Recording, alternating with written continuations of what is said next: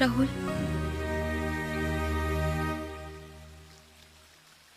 Rahul please, আমি জানি আমার সঙ্গে কথা বলার ইচ্ছে তোমার নেই।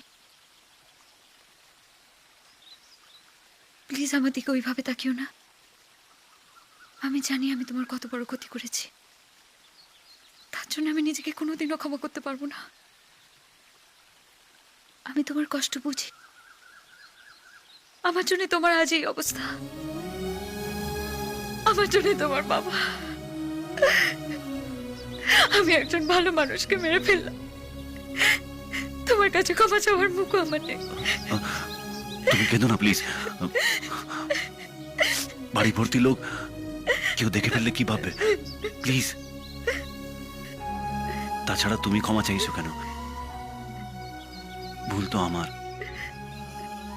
তোমার সম্বন্ধে না জেনেই এ বাড়িতে এসে দেখলাম আর বুঝলাম পুরো পরিবার তোমায় কত ভালোবাসে।